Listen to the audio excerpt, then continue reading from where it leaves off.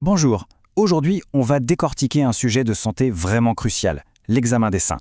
L'idée, c'est de prendre un document médical, qui peut parfois sembler un peu intimidant, et de le transformer en un guide visuel, simple et clair, pour que tout le monde puisse comprendre les signes importants et les examens qui protègent notre santé.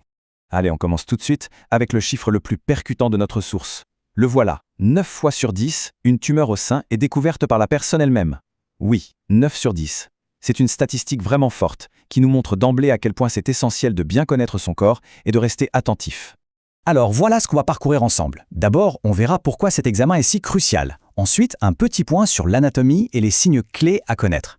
Après ça, on regardera ce qui se passe concrètement lors d'un examen clinique professionnel, puis on expliquera l'imagerie diagnostique et pour finir, on parlera du rôle que chacun peut jouer dans la détection précoce. C'est parti pour notre première section. Alors, pourquoi est-ce que cet examen est si important au fond? Ok, alors regardons un peu les chiffres. Ça permet de remettre les choses en perspective. Quand on consulte pour une inquiétude au niveau des seins, ce n'est, et de loin, pas toujours un cancer. En fait, la moitié du temps, c'est lié à un processus physiologique tout à fait normal. Dans 30% des cas, c'est pour une affection bénigne, comme un kyste par exemple, et seulement 20% des consultations sont liées à un cancer. C'est une donnée vraiment clé et plutôt rassurante, non? Maintenant, passons aux bases, si vous voulez bien. Un peu d'anatomie. Pour savoir quoi observer, il faut d'abord comprendre comment c'est fait. Voilà une coupe simplifiée de l'intérieur d'un sein. On peut voir les lobules, c'est eux qui produisent le lait, puis les canaux qu'ils transportent. Tout ça, c'est entouré de tissu graisseux, le tissu adipeux, et ça repose sur les muscles pectoraux juste en dessous. Et c'est justement toute cette structure que le médecin va palper pendant l'examen. Et sur cette image, on voit un autre élément qui est absolument crucial, le système lymphatique. Vous voyez, ce sont ces canaux et ces petits points, les ganglions, qu'on trouve surtout sous l'aisselle et au-dessus de la clavicule. Leur rôle, c'est de drainer les fluides. Et si jamais ils gonflent, ça peut être un signe. C'est pour ça qu'un médecin va toujours les examiner avec attention.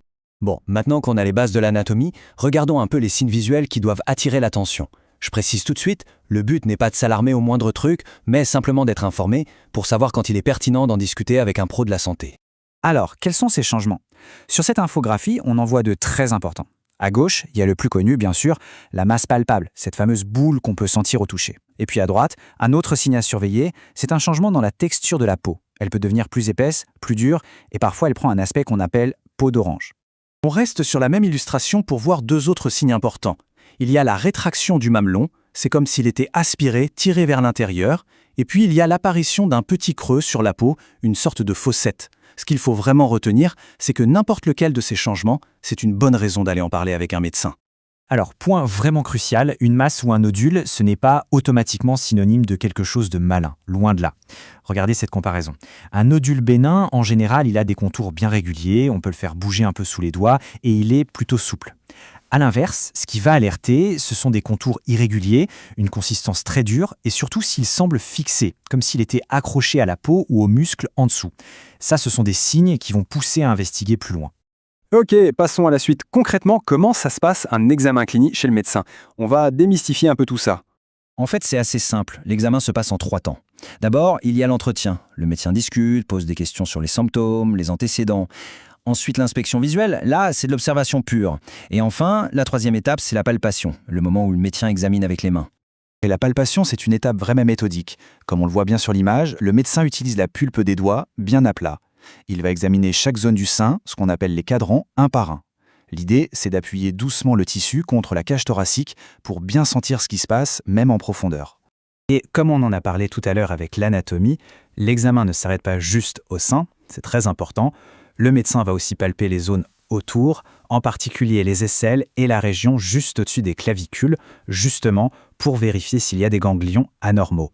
Parfois, l'examen clinique ne suffit pas pour avoir une réponse claire, ou alors il a besoin d'être complété.